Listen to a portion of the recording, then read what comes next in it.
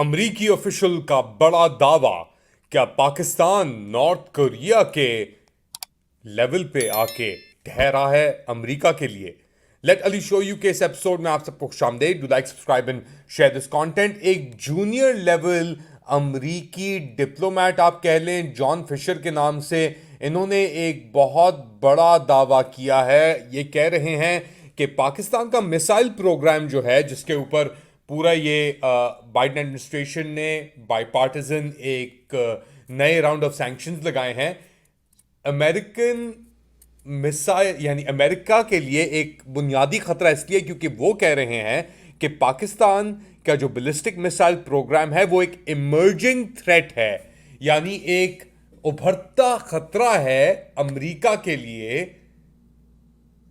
क्या मतलब? यानी कि पाकिस्तानी बैलिस्टिक मिसाइल्स, अभी तो उनकी रेंज शाहीन की, गौरी की, शाहीन 3 की बताई जा रही थी कि कोई 2500 किलोमीटर तक उसकी रेंज है, इंडिया को कवर करता है। मगर अब आके अमरीकी कह रहे हैं, John Finer, deputy national security adviser, ये एक अजीब इन्होंने बात की है। ये Carnegie Endowment for International Peace से बात कर रहे हैं, तो कह रहे थे कि पाकिस्तान बहुत ही ज़्यादा सोफिस्टिकेटेड मिसाइल टेक्नोलॉजी की तलब कर रहा है, और लॉन्ग रेंज बैलिस्टिक मिसाइल से लेकर इक्विपमेंट जो बड़े मोटर्स, रॉकेट मोटर्स के ऊपर चलती हैं। तो ये कह रहे हैं कि पाकिस्तान को हम एक उभरता खतरा देख रहे हैं अमेरिका के लिए। Recently, Pakistan has developed increasingly sophisticated missile technology, from long-range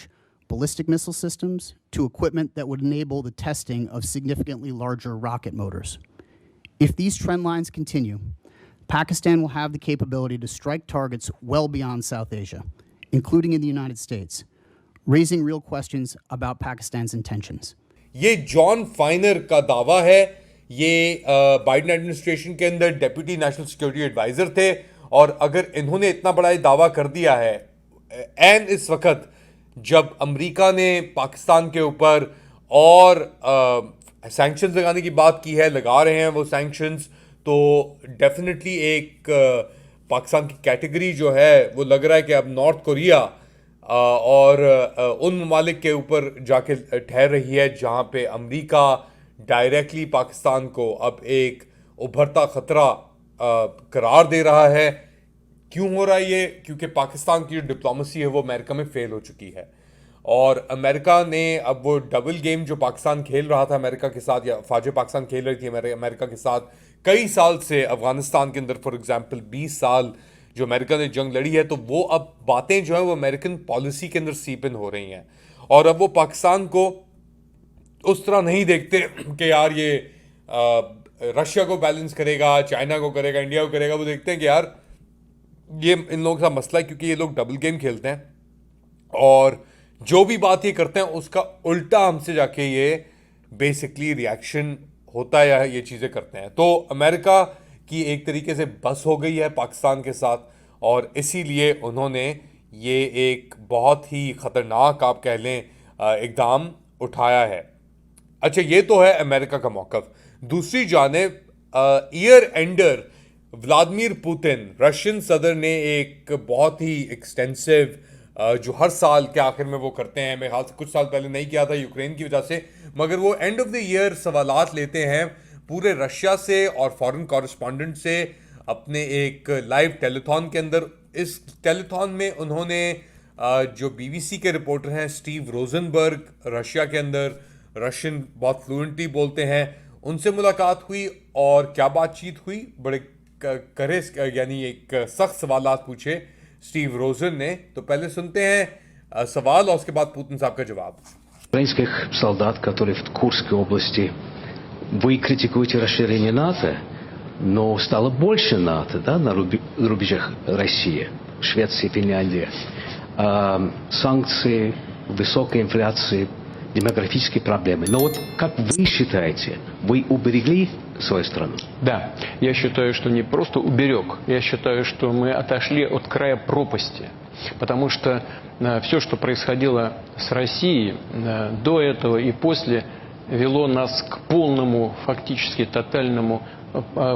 полной тотальной утрате нашего суверенитета. तो ये थे बीबीसी के कॉरेस्पॉन्डेंट स्टीव रोजन और ये बात कर रहे थे व्लादिमीर पुतिन साहब से और उनसे ये सवाल पूछ रहे थे। जवाब के अंदर जो जवाब दिया व्लादिमीर पुतिन साहब ने वो इतना कन्विंसिंग नहीं था। वो बात कर रहे हैं कि जी देखें येल्सिन साहब के साथ क्या हुआ और अब नाटसी वो है, मैं जंग पहले शुरू कर सकता था।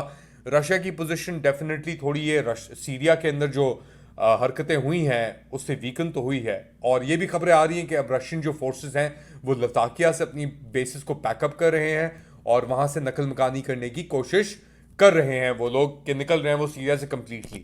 फोकस अब उनका होने जा रहा है यूक्रेन के ऊपर, मगर यूक्रेन की अपने ऑब्वियसली हरकतें चल रही हैं। उन्होंने अभी हाल ही के अंदर, जिससे मैंने रिपोर्टिंग भी की, मॉस्को के अंदर जर्नैल एक मारा रशियन अमेरिकन सपोर्ट के साथ। उसके बाद और उनकी कार्रवाई, तो एक कांस्टेंट स्टेट ऑफ वॉर है। रशिया की पोजीशन थोड़ी सी ऑब्वियसली नुकसान तो हुआ है सीरिया के अंदर, मगर अभी भी कमोडिटी प्राइसेस ऊपर हैं और कमोडिटी के अंदर रशिया इज किंग। तो मगर अगर वैसे देखा जाए तो रशिया की economy is the same size as Spain, but Russia के पास 2000 के लगभग न्यूक्लियर वॉरहेड्स मौजूद हैं। तो इकॉनमी अपनी जगह पे ठहरी हुई, मगर आउटसाइज एक रेलेवेंस अप्रोच भी डेफिनेटली होती है रशिया की, जो वो इस्तेमाल करता है। अब ये तो हो रहा है रशिया और वो जो करना चाह रहा है। दूसरी जानिब अमेरिकन पॉलिसी अब प्ले आउट जिस तरीके से हो रही है मिडल ईस्ट के अंदर, हमने इजराइल के अंदर देखा वो लोग क्या करना चाह रहे हैं वहाँ पे। उनके रवैयों के अंदर तब्दीली नहीं आई, उनके बर्बरियत के अंदर और फस्तायत के अंदर कोई कमी नहीं आई, और अब ट्रम्प साहब के आने से वो और एम्बोल्डन हो जाएंगे, यानी उनके अंदर और कॉन्फिडेंस आ जाएगा कि यार हम तो जो तबाही कर रहे हैं गाजा के अंदर, इधर उधर मार पीट सब चीज़ें करके कोई इशू नहीं है हमारे लिए, हमारे पास अभी भी अमेरिका की बैकिंग है। अब तो ज़्यादा शायद ना हो जाए ट्रम्प साहब को लेकर, लेकिन असली ताकत वो होती है जिसका इस्तेमाल ना हो, जो ज़ाया ना हो। और अमेरिका ने अब वो अपनी ताकत स्पेशली इजराइल को इतनी ब्लाइंडली हिमायत करके बहुत हद तक एक्सपेंड कर दी है। यानी इजराइल की ताकत एक तरीके से ज़ाया तो नहीं कहूँगा, मगर इजराइल ने अमेरिका की जो ताकत है उसके ऊपर बहुत ही सवालिया निशान लगा दिए हैं। अब अमेरिका की ताकत इस पूरे खित्ते में, एक तरफ उसकी इजरायली ऑक्यूपाइड पैलेस्टीनियन टेरिटरीज हैं और दूसरी जानिब है पाकिस्तान। और इस पूरे खित्ते में, इस पूरे जो पावर प्ले का इनका ये थिएटर रहा है पिछले कुछ सालों से, दहाइयों से, उसमें बड़ी मेजर तब्दीलियां आ गई हैं। अब इन मेजर तब्दीलीज की बुनियाद के ऊपर क्या अमेरिका वही अपनी ताकत बरकरार रख पाएगा? मुझे नहीं लगता, ऑनेस्टली स्पीकिंग मुझे नहीं लगता। लेकिन क्योंकि ट्रम्प साहब की जो फिलॉसफी है अमेरिका फर्स्ट की, और वो चाहते हैं कि जी सब चीज़ें अमेरिका के असेंबल हों, इकॉनमी जो है वो अमेरिका की सबसे आगे बढ़े, और जो नहीं मानता उस चीज़ को उसके ऊपर हम टैक्सेस लगाएंगे अगर वो अमेरिकन गुड्स को फ्री एक्सेस नहीं देता। तो वो एक तरीके से अमेरिकन इकोनॉमिक हेजेमॉन बनाने जा रहे हैं। लेकिन जो कुछ हुआ है मशरिक़ वस्ता में, मिडल ईस्ट के अंदर, इसके बाद क्या ये इवन एक पॉसिबिलिटी है? क्या ये मुमकिन है? ऑब्वियसली एक नया, एक दुनिया के अंदर एक वर्ल्ड ऑर्डर आ रहा है और ट्रम्प उसकी लीड कर रहे हैं। अमेरिका फ्रंट एक तरीके से आप लगा लें तो बहुत बड़े सवालात, इनके जवाबात क्या हैं बताएं मुझे कमेंट सेक्शन के अंदर। To like, subscribe and share this content. अपना ख्याल रखिएगा, अगली बार तक अल्लाह हाफिज।